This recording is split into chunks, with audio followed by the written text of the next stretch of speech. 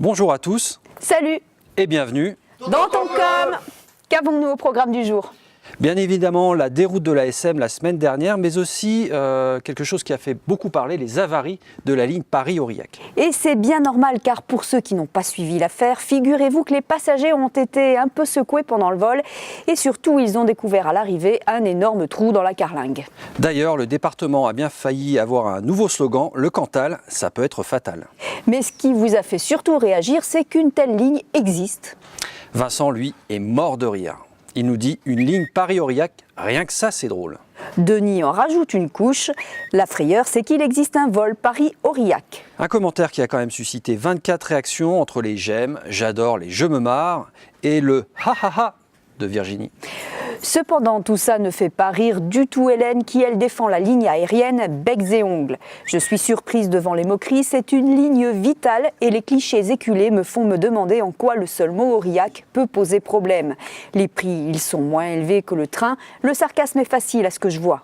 Mais Geoffrey, lui, propose un nouveau moyen de locomotion, la calèche. Pour lui, c'est le moyen le plus sûr. Surtout en ces temps de grève des transports, c'est une bonne idée, effectivement. Il reste quand même à trouver les chevaux. Ou dans le Cantal, on peut aussi trouver des vaches et là, on est sûr que ça ne dépassera pas les 80 km. Bon Valérie, quand tu auras fini tes blagues, on passera aux choses sérieuses et à un sujet suivant qui, lui, n'a pas fait du tout rire les supporters de l'ASM. Vous avez peut-être vu le match le week-end dernier, l'ASM s'est incliné 49-0 face à Toulon au Stade Mayol. Et ça, c'est ce qu'on appelle une belle raclée. Tu m'étonnes. Et pour une fois, les supporters qui d'habitude sont assez indulgents ont été assez virulents. Corinne nous dit catastrophique. Audrey, elle, enchaîne, honteux. Seb est encore pire que les filles. Ils n'ont pas mouillé le maillot, mais l'on salit comme jamais.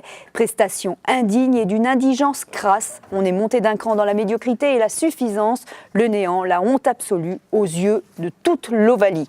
Calmez-vous, Seb, ce n'est que du sport, il y a plus grave.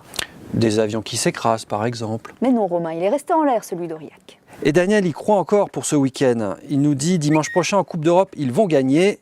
C'est mon anniversaire. Eh bien, si vous voulez, Daniel, on fêtera la victoire ensemble la semaine prochaine, car je fête aussi mon anniversaire. Eh bien, messieurs, vous inviterez aussi Alain, car lui aussi croit en la victoire.